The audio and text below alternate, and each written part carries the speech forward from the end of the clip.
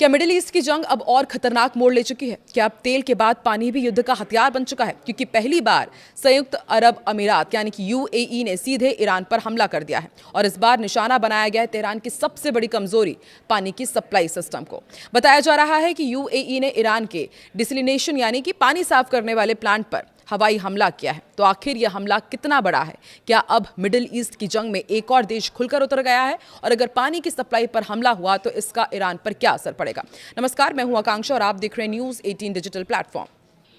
Middle east में पिछले कई दिनों से हालात बेहद तनावपूर्ण बने हुए हैं। अमेरिका और इजराइल पहले ही ईरान से टकराव की स्थिति में है। रिपोर्ट्स के मुताबिक युद्ध के 9वें दिन हालात और ज्यादा गंभीर हो गए हैं, जब यूएई ने पहली बार सीधे सैन्य कार्रवाई की। इजरायली मीडिया पोर्टल वाईनेट के दावे के अनुसार अब तक डिफेंस मोड में रहने वाला यूएई अब खुलकर मैदान में उतर आया है। बताया जा रहा है कि यूएई एयरफोर्स ने ईरान के एक बड़े डिस्टिलेशन प्लांट पर एयर स्ट्राइक की है। अब सबसे बड़ा सवाल यह है कि तेल की बजाय पानी के प्लांट को आखिर क्यों निशाना बनाया गया?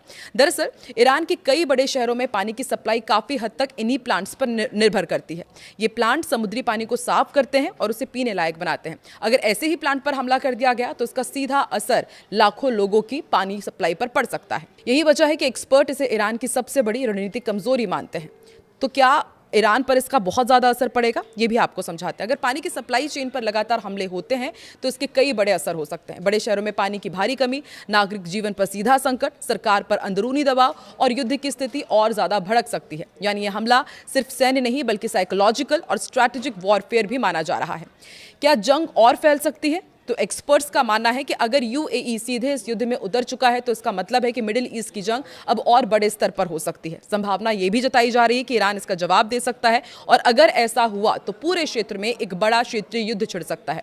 मिडिल ईस्ट में हालात तेजी से बदल रहे हैं। तेल के बाद अब पानी भी युद्ध का हथियार बन गया है और अगर यह सिलसिला जारी रहा तो आने वाले दिनों में हालात और ज्यादा खतरनाक हो जाएंगे। अब देखना होगा कि क्या ईरान इस हमले का जवाब देता है और क्या यह संघर्ष एक बड़े युद्ध में बदल जाता है। आपको क्या लगता है? कमेंट में जरूर बताएं कि क्या मिडिल ईस्ट में एक बड़ा युद्ध शुरू होने जा रहा है।